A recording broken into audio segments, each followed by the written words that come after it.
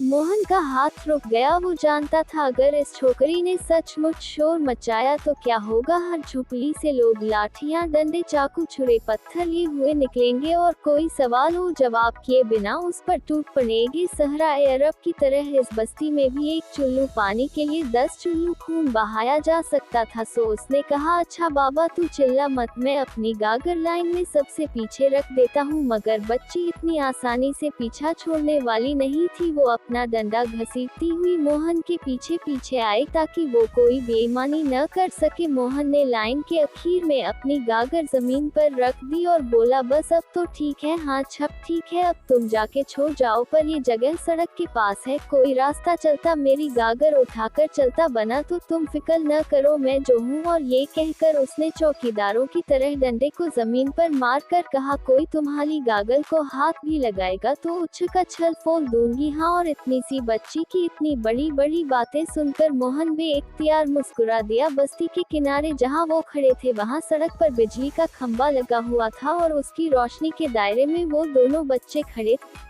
दुनिया उस वक्त सो रही थी, सिर्फ मोहब्बत जाग रही थी। और वो दोनों, एक 9 बरस का लड़का, एक 6 बरस की लड़की लिली और मोहन। मोहन और लिली। मोहन ने उस तोतली काली दुबली छोकरी की तरफ देखा जो फटा फ्रॉक पहने नंगे पांव अपने कद से बड़ा डंडा लिए खड़ी थी और खंबे की रोशनी में उसने देखा कि जिन आंखों से वो उसे टकटकी बांधे देख रही है वो बड़ी बड़ी और खूबसूरत हैं, जैसे इस हिरन की आंखें जो उसने चिड़ियाघर में देखी थी और जिसके जंगले पर लिखा हुआ था अरबिस्तान की हिरन। और लिली ने मोहन की तरफ देखा जो एक मैली नेकर पर अपने बाप का फटा हुआ एक बनियान पहने हुए था और उसने खामोश तुतलाहट से अपने दिल में सोचा, ये छोकला मुझे अच्छा लगता है, इच्छे मैं दोस्ती करूंगी, अब मैं इच्छे में डंडा नहीं मालूंगी। रोशनी के दायरे में वो दोनों ऐसे खड़े थे जैसे उनके इर्द गिर्द किसी ने किस्मत का ऐसा हिसार खींच दिया हो जिससे बाहर निकलना अब उनके बस में ना हो। और फिर वक्त रुक गया और वो दोनों वहाँ खामोश खड़े एक दूसरे की तरफ देखते रहे, न जाने कितनी देर, शायद सिर्फ 1 मिनट, शायद 100 बरस, शायद 5 मिनट, शायद 500 बरस। फादर विलियम की लंबी सफेद दाढ़ी हवा में ऐसे उड़ रही थी जैसे वो उड़ता हुआ कबूतर हो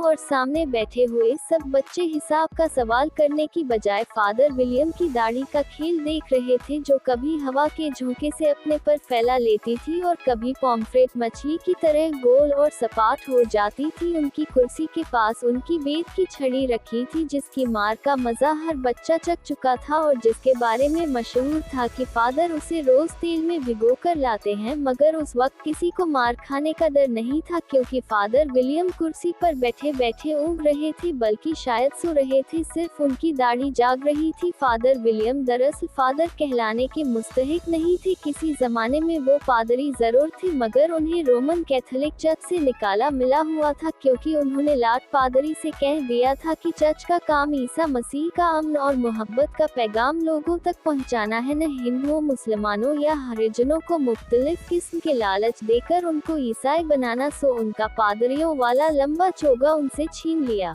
गया था मगर उनकी लंबी दाढ़ी लाट पादरी भी उनसे न छीन सके थे। और अब वो इस झोपड़ियों की बस्ती में आसमान के नीचे अपना स्कूल चलाते थे जिसमें वो बच्चे पढ़ते थे जिनको किसी सरकारी स्कूल में दाखिला न मिला हो या जिनके माँ बाप सरकारी या व्यापारी स्कूलों की फीस न दे सकते हो। फादर विलियम के स्कूल का न कोई नाम था, न इसमें मेज, कुर्सियाँ, बेंच और डेस्क थे, बस एक 3 टांग के कटहरे पर लगा ब्लैक बोर्ड था जिस पर उस वक्त मोहन चाक से फादर विलियम की उल्टी हुई सफेद दाढ़ी की तस्वीर बना रहा था।